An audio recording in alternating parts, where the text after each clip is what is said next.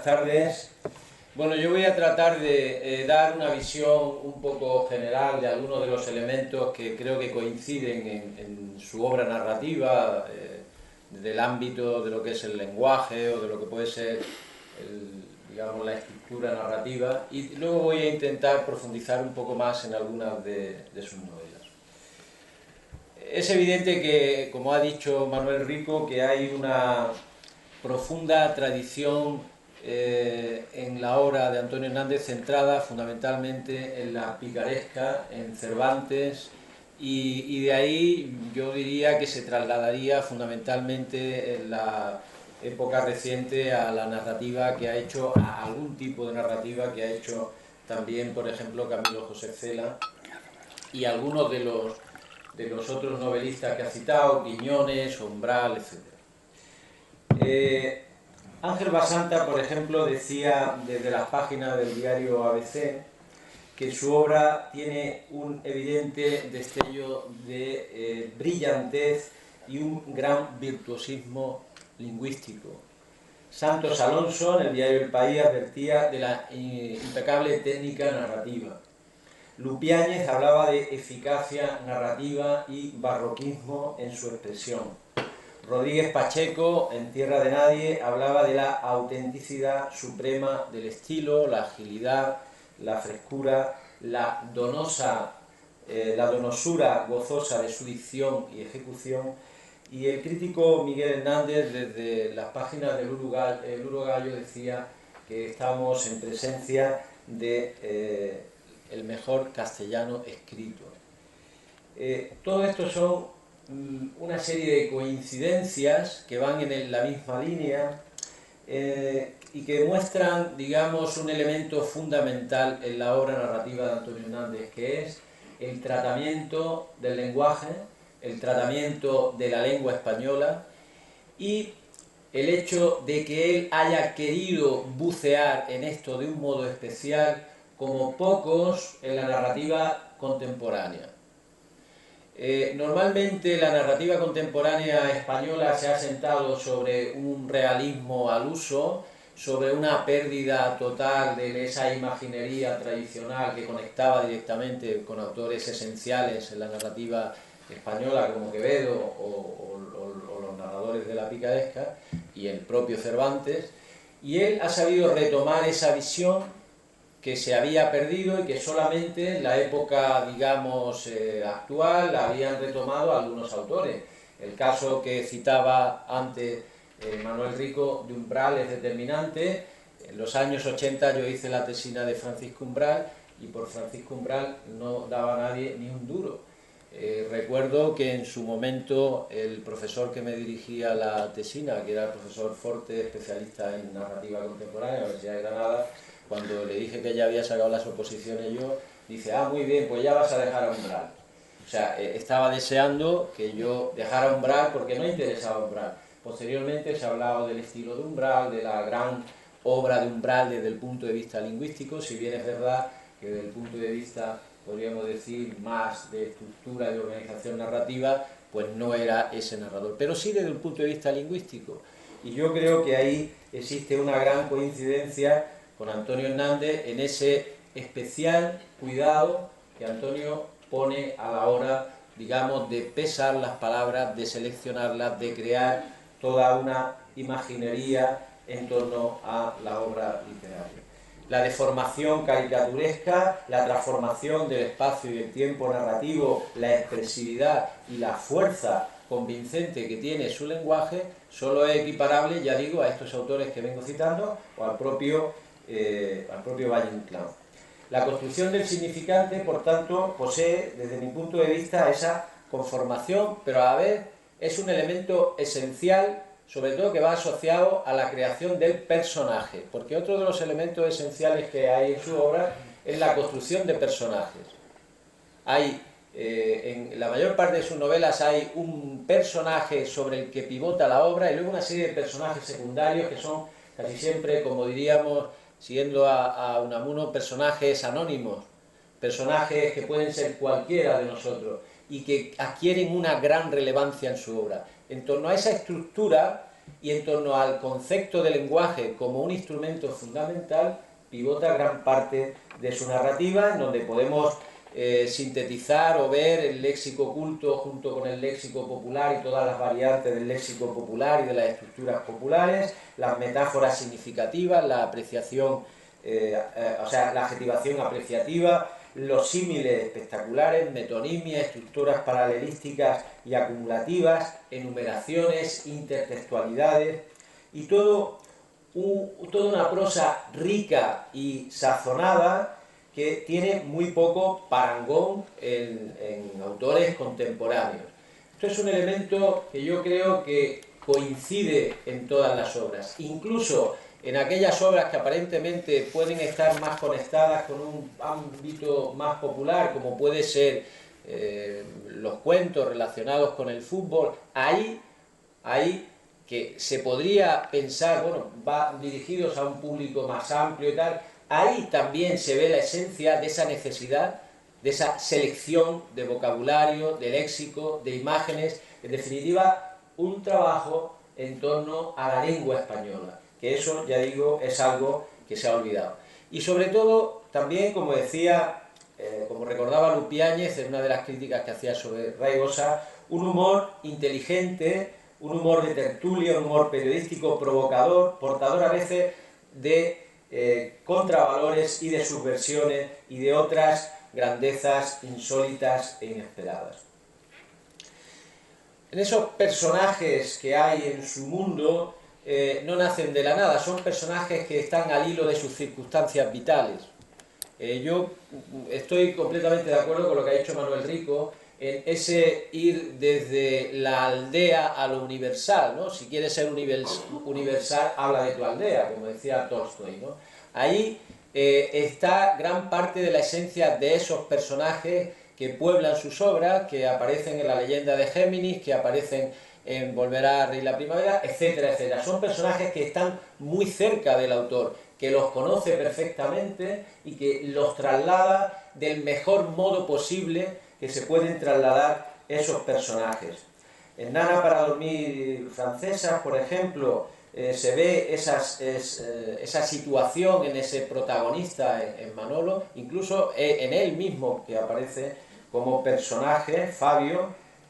poeta de Arcos, aparece en la obra, ¿no? De los personajes, por tanto, es uno de los máximos valores de su narrativa y pone para ello toda una batería de recursos formales que traen como consecuencia la creación de un tipo de personaje único y exclusivo. El caso de Raigosa no tiene identificación con ningún otro personaje, el caso de la capitana o el caso de Manolo, es decir, son personajes originales en su esencia y sobre todo son también originales en la forma en que son proyectados, que vienen de esa larga tradición a la que me refería anteriormente, que tiene su arraigo en toda la narrativa picaresca. En ocasiones pertenecen al ámbito del desarraigo y del desengaño y tratan de sobrevivir en toda suerte de actos asociales. Pero en cierto modo también se conforman en personajes críticos y en personajes degradados. Algunos de ellos han conformado todo un escenario preciso y rico, como este personaje de Raigosa, que es un personaje bohemio, visionario, poeta narcisista. Poeta narcisista, ¿quién no es poeta narcisista? Vanidoso e indolente, un crápula de la noche madrileña, sobre el que circula como emblema y centro toda la obra. En ocasiones también el autor aparece como una especie de alter ego en algunos de sus personajes, como en Pedro Calvete de Sangre Fría. Pedro Calvete ha sido narrador y vendedor de parcelas, manager de artistas y también, en cierto modo, algunas de las actividades que ha realizado Antonio Hernández tienen que ver con las diversas actividades que ha realizado este personaje. Pero sobre todo también esos personajes secundarios que aparecen, por ejemplo, en Nana para dormir francesa, Barbate, La Cantaora, Morao, Benito y en todas las demás, porque hay toda una batería de personajes que lo que hacen es ir generando por procesos de acumulación de estructuras circulares en torno al personaje central, como si tiráramos una piedra en una laguna y esa proyección del lago va generándose a través de esos círculos los distintos personajes, que aparece una estructura concéntrica siempre en torno a un héroe o a un antihéroe, que es sobre el que pivota la mayor parte de las obras. Por ejemplo, en el caso de Volver a reír la primavera, ese personaje sobre el que pivota la obra es el tío Andrés, que es un personaje entrañable, que es un personaje con el que está identificado el narrador y que es un personaje en donde hay muchísimo de la esencia también del propio Antonio Hernández. Por ejemplo, un personaje que no se rinde nunca, un personaje que busca la verdad de las cosas, un personaje también trabajador, disciplinado, orgulloso, etc. En muchos de ellos también está presente el ámbito erótico, la sexualidad, a veces como elementos, digamos, que conforman una época, que determinan un determinado periodo histórico. En cuanto a la construcción narrativa de sus obras, hay un elemento común en muchas de ellas, que es el proceso de acumulación, de depósito y de acopio de situaciones y de circunstancias narrativas, de escenas secundarias que van conformando todo un proceso, ya digo, de círculos concéntricos en torno a la obra. Un juego que nos permite crear toda una serie, digamos, de enumeraciones de situaciones, también de anticipación de situaciones que van generando esa proyección que posteriormente va a tener la novela. Pero también en sus obras lo que aparecen es como un río principal, que sería ese personaje en torno al que pivota generalmente el héroe de la obra, y toda una serie de meandros, de circunstancias externas que van conformando posteriormente ese gran acopio de materiales en que se conforma ese río de su narrativa. Así nacen múltiples historias, como un proceso de acumulación, que era un proceso también de acumulación que se daba en la narrativa picaresca y, por supuesto, en el Quijote. Al respecto se decía, por ejemplo, que esa serie interminable de situaciones estáticas o circulares se presenta aparentemente organizada a lo largo de una serie de acumulaciones. Por ejemplo, algo similar sucede en Nada para dormir francesas en torno a Manolo, que va contando toda una serie de aventuras sin solución de continuidad, con escenarios diversos, Madrid, Andalucía, y múltiples personajes como Dominique, Claudine, Marie-France, Marion, la mexicana, con ese desengaño final del personaje en la página 271. En la misma línea se conforma la estructura de Volver a reír la primavera, desde ese joven narrador testigo de los acontecimientos, que va progresivamente introduciéndonos en múltiples situaciones vitales, algunas relacionadas en torno al personaje este protagonista, tío Andrés, pero con una gran cantidad de personajes del ámbito familiar que van conformando esa estructura la que deviene la novela. En una línea similar se desarrolla Sangre Fría, con la multiplicidad de historias que conforman la cuadrilla del torero Manolo, que como en los anteriores, pues genera una serie de sucesos secundarios muy variopintos y muy atractivos para el lector. O en el caso de Raigosa Muerto, en donde se produce ese contrapunto de isotopías entre las distintas historias que conforman la obra, creando un puzzle existencial y estructural. En cuanto a los espacios narrativos, en su novela sobre todo tiene vigencia desde la posguerra hasta el momento actual de la transición política, pero digamos que esta tiene un valor instrumental más secundario que primario. No es en sí el aspecto histórico lo relevante en su narrativa o los elementos históricos, sino la esencia de los personajes, el mundo y la vigencia de esos personajes en su mundo, cómo van conformando ese mundo. Así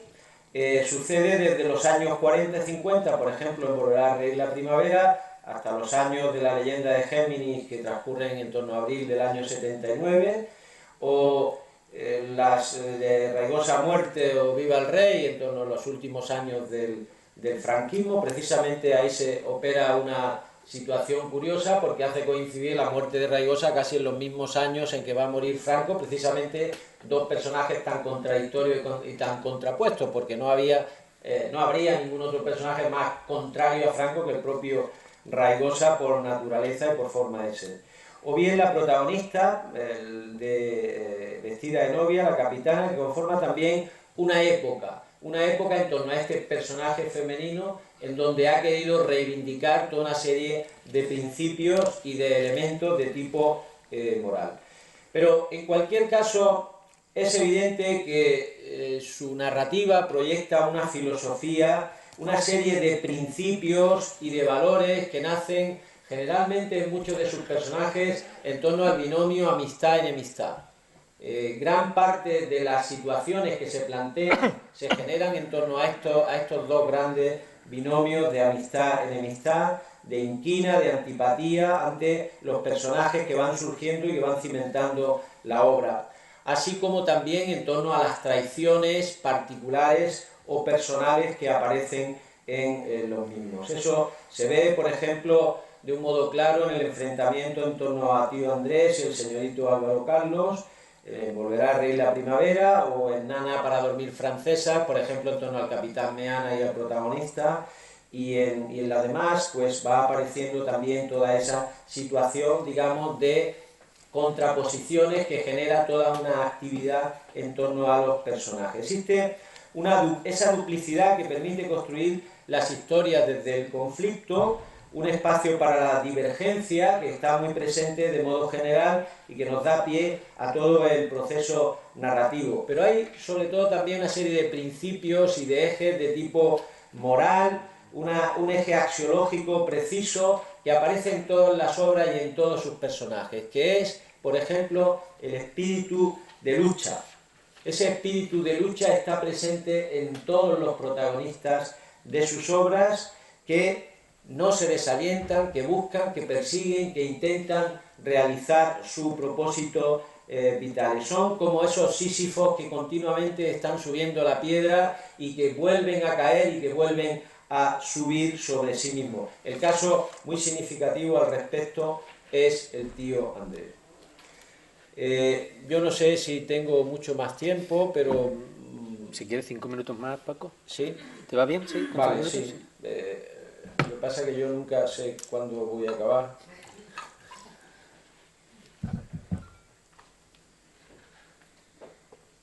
Por centrarme en una de las novelas, en Raigosa, por ejemplo, en Raigosa ha muerto, digamos que Raigosa ha muerto, viva el rey, está en los síntomas, sobre todo, de la posmodernidad. Los teóricos de la novela, como por ejemplo Hassan, aludían en su momento a una tipología de caracteres en los que se insertarían las obras actuales. Hablan de la ruptura de la linealidad subjetiva, la afición a resaltar el lenguaje y la técnica frente al contenido, el énfasis de la autoconciencia y la reflexión, y la adopción del tono de burla epistemológico y la metaficción. Todos estos elementos, precisamente, que lo que determinan es el ámbito de la posmodernidad en la novela, están presentes en esta novela, que yo considero que es una de sus novelas esenciales. Siguiendo el punto de vista del narrador omnisciente, en tercera persona, llega la historia de este personaje, Carlos Raigosa Fernández, unos días antes de la muerte de Franco, de tal modo que el autor hace coincidir ambas muertes en un acto irónico de efecto inmediato. El ente de ficción, pues, es un poeta maldito en la cincuentena de la vida, un niño grande, un Werther a la española, cuyo final es la crónica de una muerte anunciada. Lo dice, por ejemplo, en la página 247, estaba muerto, pero respiraba memoria como si su vida ya estuviera instalada en un archivo que al ser tocado despidiera luz y polvo. Luz y polvo es la vida de Raigosa, que muere de inanición como más estrella de frío, y al igual que él también amante de una extranjera, con una hija y con el malditismo como bandera. Raigosa, separado de Magdalena Rodríguez y amante de Margaret, la esposa de Mr. Buchanan, secretario de la Embajada de España en Inglaterra, comienza a recibir una serie de anónimos que le comienzan a no salir de su apartamento, al tiempo que descubre, horrorizado, la probable coyunda de su hija Carmiña con su mejor amigo y compañero de habitación, Roque. En torno a esta trama, que se va deslizando sinuosamente como hilo conductor, se edifica el castillo interior de Raigosa y su ámbito vital. Bares, cafeterías, tertulias, donde se conoce a toda esa fauna literaria y periodística vilipendiada: Reynoso, Mauro Malo de Molina, Mancera, Troitiño, García Mor, escritores que son alter egos de conocidos personajes del final de la dictadura. Fue Gonzalo Sobejano el que acuñó en su momento el término novela ensimismada para calificar la tipología que encuentra en la realidad pretérita, en la reflexión filosófica o intelectual, el principio mismo del proceso narrativo. Y en este sentido, esta novela participaría de esta categoría de novela ensimismada. El argumento, yo creo que es lo que menos importa, pues realmente lo que importa es crear esa red de personajes y de situaciones que nos permiten entrar de lleno en un mundo nuevo y distinto. El personaje Raigosa en muchos momentos es el propio Hernández, y fundamentalmente yo lo diría que es el propio Hernández, sobre todo en la disposición ante el hecho teórico literario. No en vano, Raigosa también es seguidor, como Antonio Hernández, de Quevedo, de Valle, de Vallejo, de Miguel Hernández, de Blas de Otero, y profesa una profunda aversión hacia Unamuno. La novela de Antonio Hernández se escribe en esa tradición literaria que viene desde Kafka, Joyce y Faulkner, conectando desde un punto de vista técnico con algunos seguidores experimentales de la novela de los 70. Una narración heterodiegética en la que el narrador está fuera de esa diégesis y que, narrando en tercera persona desde el contrapunto que generan esas isotopías distintas, se va creando una simultaneidad de lugares, de tiempos y de situaciones, conformando ese puzzle narrativo en donde se va encajando la crítica, la reflexión y el esperpento. Acciones y situaciones presentadas ante el lector de improviso, a quemarropa, sin que pueda en ningún momento darse respiro, pues está cercado por la sorpresa de los acontecimientos. Este es otro de los elementos que yo destacaría en la mayor parte de sus novelas. Hay autores que cuando uno comienza a leer determinadas novelas, dice uno, me voy a saltar 50 páginas y verá usted cómo va a seguir por aquí. Y efectivamente, sigue por ahí. En el caso de Antonio Hernández eso es imprevisible, es decir, de una página para otra puede haber sucesos completamente imprevisibles para el lector, y eso genera una necesidad de estar permanentemente enganchado a la obra, porque hay algo que va más allá de lo que puede ser el mero argumento o la mera historia. Son elementos evidentes también de esa narrativa experimental de este siglo en la línea de autores que cristalizan el contexto de intertextualidad y, como decía, por ejemplo, el autor en la página 160, todo es la suma de todos y nadie puede ser original a no ser que venga este con las propuestas vagas de otro mundo. Idea que conecta precisamente con Kristeva en su semiótica y con Bachin, en el caso de Bachin cuando habla de heterodiglosia, pero en el caso de la semiótica de Kristeva cuando dice que todo texto se construye como un mosaico de citaciones y que todo texto es absorción de otros textos. En definitiva son las mismas ideas las que tiene el narrador, en este caso la idea de Antonio Hernández, y la que tiene, por ejemplo, Kristeva. La novela de Hernández no es solo la novela de Raigosa, sino que es también una reflexión ética, filosófica y estética en la que el lector puede encontrar todo ese discurso metaliterario en torno a múltiples elementos, como pueden ser sobre la relación de lo trascendente, las mujeres, la relación vicio-virtud o el concepto de plenitud o incluso la poesía. Al autor no le interesa la reflexión solamente ética en la obra, sino también la reflexión estética. Y apunta a establecer con los lectores un contacto en distintos niveles, desde el más, digamos, vulgar o tosco en cuanto a los contenidos, hasta el más sublime en cuanto a las parcelaciones históricas sobre elementos psicológicos. En este sentido fundamental, las ideas sobre el psicoanálisis que aparecen en la obra en torno a Lacan, Leclerc y Freud. Decían Isabel de Castro y Lucía Montego en Tendencias y Procedimientos de la novela española, del 75 al 88, que el recurso a la intertextualidad, que consiste en esa imitación burlesca, consciente y voluntaria de un personaje, un texto de una sociedad, es una técnica que se repite en nuestra narrativa del momento, y aquí está muy presente. Pero también es una novela profundamente lírica y poemática, en donde creo que la separación en capítulos, la única efecto que puede tener es realmente el generar determinados tipos de descansos, porque en realidad la obra es un continuo de situaciones, de reflexiones. Y esto en general creo que se puede trasladar también a la mayor parte de las novelas de Antonio Hernández. No hay una continuidad de todo el proceso narrativo, y la sección en capítulos no tiene, al menos ese es el punto de vista que yo creo que existe, no tiene otro valor sino esas detenciones momentáneas, esos descansos. La exploración del complejo mundo de las relaciones interpersonales es otro elemento fundamental de esta técnica narrativa. Novela, pues, de exploración, de búsqueda, donde la etopeya y el lirismo ocupa un lugar fundamental. Etopeya, que también es otro de los rasgos determinantes de gran parte de sus obras. Yo creo que hay pocos narradores actuales que hagan unas descripciones tan profundamente clásicas, en el sentido, por ejemplo, de esas descripciones que podemos ver en Quevedo, que podemos ver en la novela picaresca, como las hace Antonio Hernández, con esa seriedad, con ese rigor y con esa búsqueda de la originalidad a la hora de organizar la materia narrativa. En definitiva, voy a acabar ya.